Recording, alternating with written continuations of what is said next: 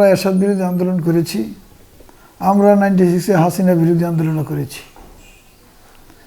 এটা তো আসলে জনগণের কথা বলার একেবারে অধিকার আছে, নেতাকর্মীদেরও খোরাক। আমি মনে করি যে ঢাকা শহরে কিছু হচ্ছে না।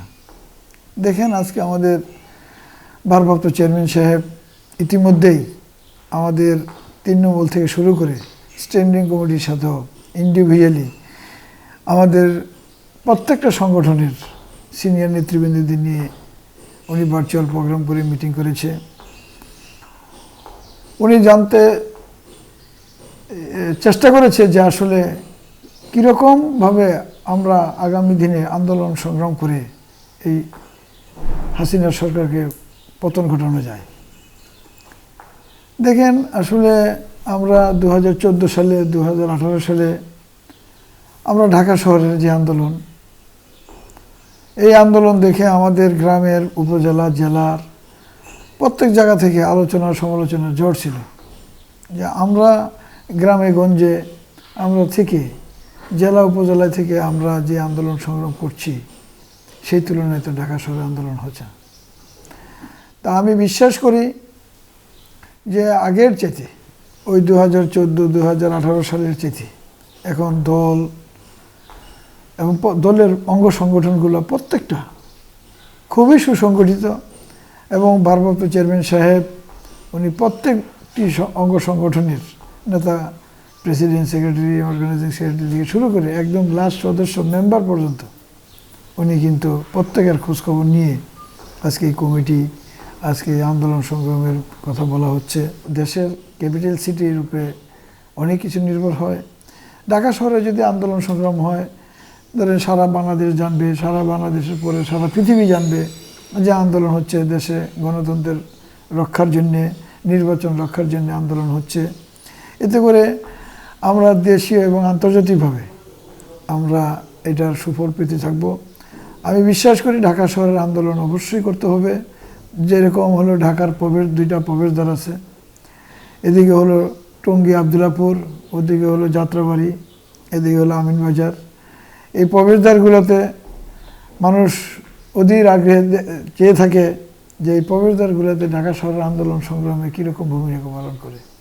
তা বিশেষ করে আমি বলবো যে প্রত্যেকটা জায়গায় আমাদের যে অঙ্গ সংগঠনগুলো রয়েছে তা আগের চেয়ে অনেক সুসংগঠিত এবং আন্দোলন সংগ্রামের ডাক দিলে অবশ্যই আমি মনে করি যে আগের চেয়ে অনেক বেগবান, আরও ত্বরান্বিত হবে। যারা দায়িত্বে ছিলেন, বিশেষ করে দেখেন আমাদের ঢাকা মহানগর উত্তরের কথাই আমি বলবো যে আমাদের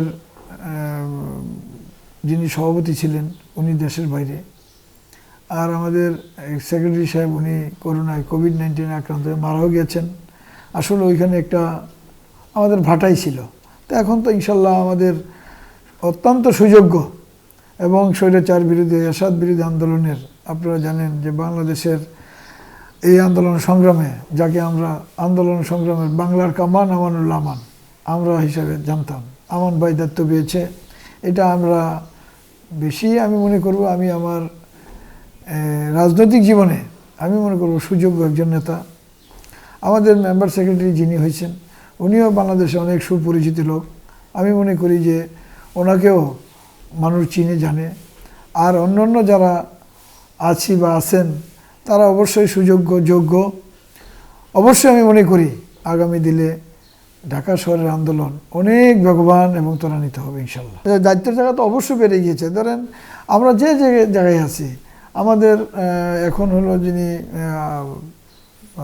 এই কমিটির কনভেনার, আহ্বায়ক আমান ভাই থেকে শুরু করে আমরা যারা লাস্ট সদস্য পর্যন্ত আছেন প্রত্যেকটি লোক আমাদের কিন্তু পরীক্ষিত এবং আন্দোলন সংগ্রাম তারা অতীত করেছে, এখনও করার তাদের খুবই ইচ্ছা পোষণ আছে এবং করবে ইনশাল্লাহ। বিএনপি তো অনেক বড় দল, এইখানে আসলে ওই মান অভিমানের জায়গা কিন্তু আসলে এই রাজনীতিতে নেই। আমি পদ পেলাম কি পেলাম না, আমি তো একজন সমর্থক হতে পারি,